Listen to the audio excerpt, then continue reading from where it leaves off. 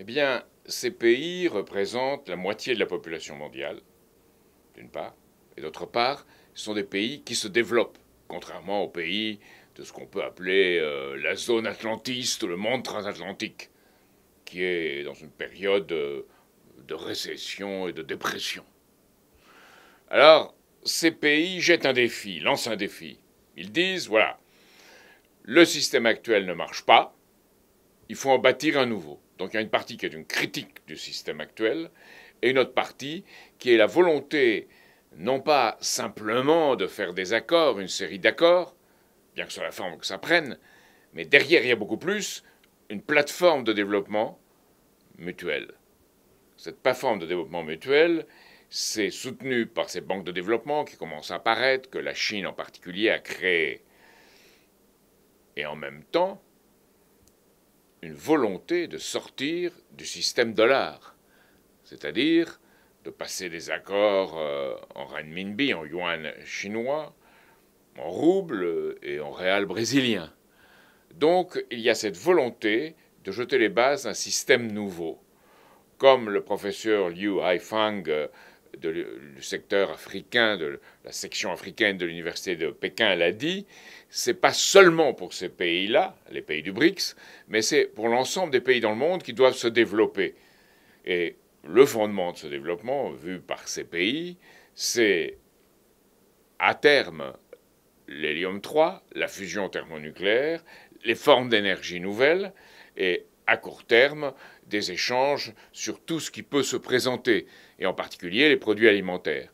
Alors, quelque chose de tout à fait caractéristique de l'état d'esprit de ce pays a été la déclaration du président équatorien, Rafael Correa, dans la presse de son pays. On lui a dit, il y a eu des sanctions décidées par les pays occidentaux vis-à-vis de la Russie. La Russie a pris des contre-sanctions.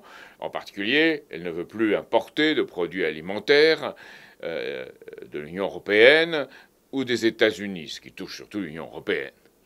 Alors, à ce moment-là, la Turquie, l'Argentine, l'Équateur, toute une série de pays ont dit nous sommes prêts à vendre ces produits à la Russie. Et l'Union européenne a dit non, non, non, vous nous prenez le marché, c'est quelque chose qui est inacceptable. Et Correa répond je n'ai pas à recevoir de leçons de personne, je n'ai pas à recevoir de leçons de personne.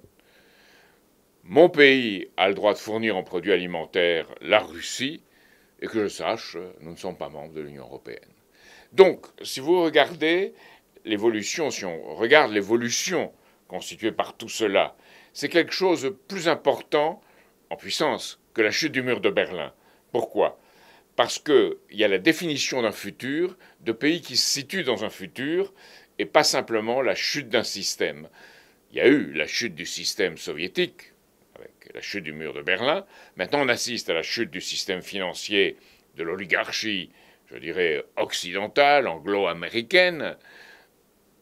Mais bien plus, les bases commencent à être jetées de ce qui doit être le futur. C'est pour ça que c'est plus important que la chute du mur de Berlin.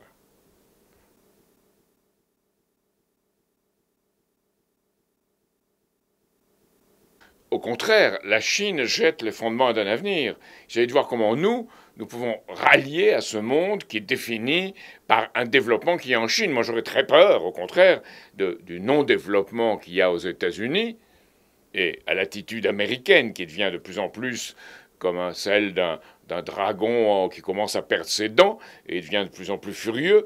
Il faut faire attention, très attention à cela, surtout que derrière, il y a le cerveau de la City, de tout cet empire anglo-américain qui, sachant que son système financier et monétaire est en voie d'effondrement, passe à une fuite en avant dans des aventures à la fois économiques et militaires.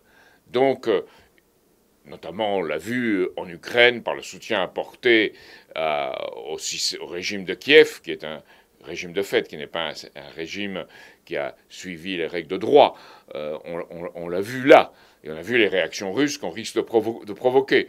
Donc c'est là qu'est le véritable danger. La Chine, au contraire, c'est le développement. Évidemment, on dira les Chinois vont nous faire concurrence, ils sont dangereux, mais il faut coopérer avec eux. Et je crois qu'un accord comme celui de Peugeot avec Dongfeng, l'entreprise automobile chinoise, est très intéressant. Les accords entre la France et la Chine sur la fusion thermonucléaire sont très intéressants.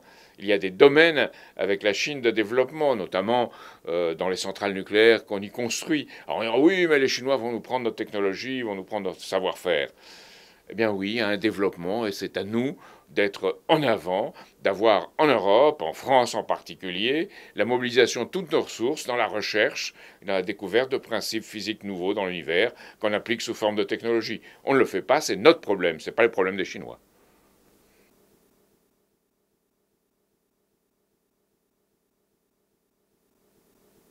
À condition de faire tomber leur chaîne.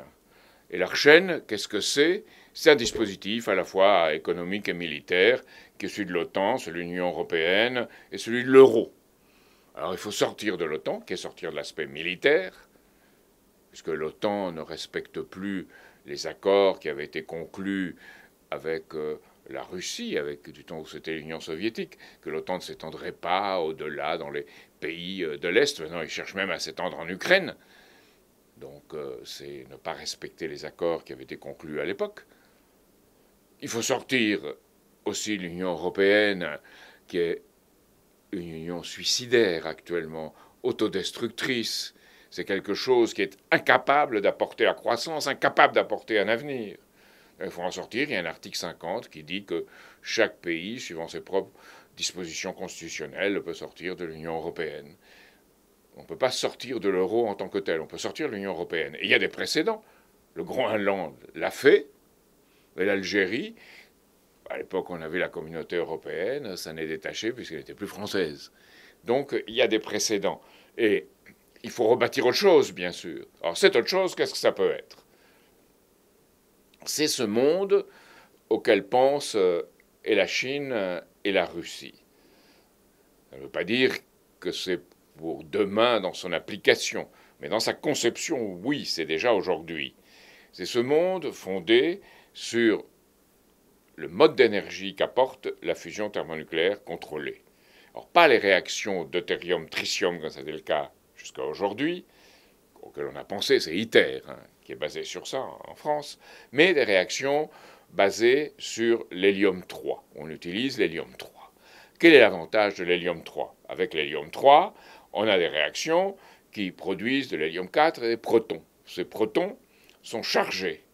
Ce ne sont pas des neutrons, on ne produit pas de neutrons. Les neutrons, comme dans les autres réactions, comme deutérium, tritium, sont extrêmement corrosifs et partent dans tous les sens, alors que les protons sont chargés, on peut les diriger et les accélérer. Donc, on peut faire des moteurs spatiaux pour la propulsion spatiale avec ce système. Et en plus, on peut produire de l'énergie avec très peu, puisque la concentration d'énergie qu'on peut produire à partir de l'hélium 3 dépasse tout ce qui a été fait jusqu'à aujourd'hui par plusieurs ordres de grandeur. Mais en plus, l'énergie produite, ces protons qui sont chargés et qui sont dans un champ magnétique et qui modifient le champ magnétique.